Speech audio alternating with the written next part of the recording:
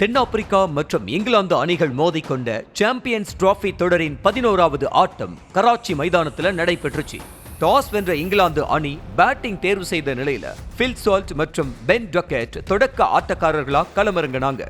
முந்தைய 2 ஆட்டங்களையும் மோசமா விளையாடி குரூப் பி பிரிவில் இருந்த இங்கிலாந்து அணி ஏற்கனவே தொடரிலிருந்து வெளியேறிவிட்ட நிலையில இங்கிலாந்து வீரர்களின் ஆட்டம் கடமைக்கு விளையாடியபடிதான் இருந்துச்சு. ஓப்பனிங்ல வந்த பில் சால்ட்டை 8 ரன்களுக்கும் டக்கெட்டை 24 ரன்களுக்கும் ஆட்டமிழக்க செய்து அதிரடியா வெளியேற்றினாரு ஜான்சன். தொடர்ந்து வந்த ஜாமி ஸ்மித் தாம் பங்குக்கு ரன் ஏதும் எடுக்காம டக் அவுட் ஆகி நடைய கட்டினாரு.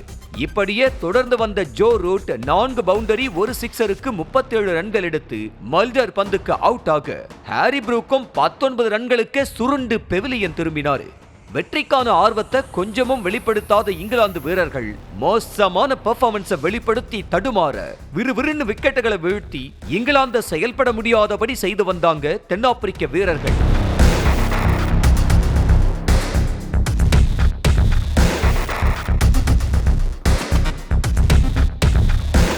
சொல்லிக் கொள்ளும்படி இங்கிலாந்து வீரர் யாருமே விளையாடாத நிலையில 38.2வது ஓவர்ல இங்கிலாந்து அணி அனைத்து விக்கெட்டுகளையும் இழந்து 179 ரன்களுக்கு ஆட்டம் இழந்துச்சு. அதிகபட்சமா ஜோ ரூட் 37 ரன்களை சேர்க்க தீயா செயல்பட்டு தென்னாப்பிரிக்காவினுடைய மார்கோ மற்றும் மல்டர் தலா 3 விக்கெட்டுகளை வீழ்த்தி அசத்துனாங்க.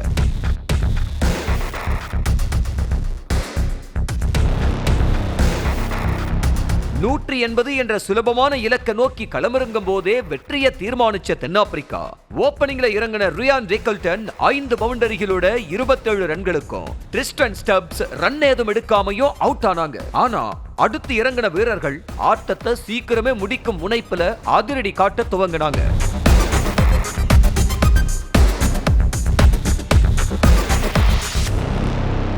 3வது ஓவர்ல என்ட்ரி தந்த வாண்டர் டெசன் 21வது ஓவர்ல அரை சதத்தோட தொடர்ந்து வந்த ஹென்ரிச் கிளாசனும் தீயா விளையாடி 25வது ஓவர்ல ஹாஃப் செஞ்சுரியை கிராஸ் பண்ணாரு.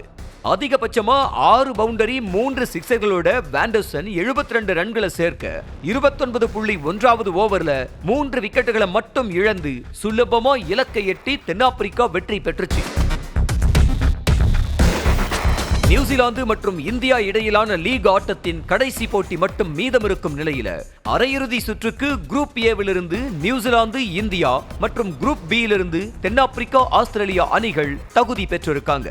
மார்ச் 4ஆம் தேதி அரையிறுதி சுற்றின் முதல் போட்டியில நியூசிலாந்து மற்றும் ஆஸ்திரேலியா அணிகளும், மார்ச் 5இல் நடைபெறும் அரையிறுதியின் 2ஆம் ஆட்டத்துல தென்னாப்பிரிக்கா மற்றும் இந்தியா அணிகளும் மோதுறாங்க.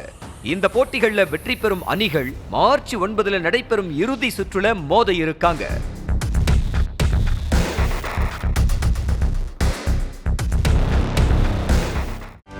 செய்திகளை உடனுக்குடனும் துல்லியமாகவும் தெரிந்து கொள்ள சப்ஸ்கிரைப் பண்ணுங்க.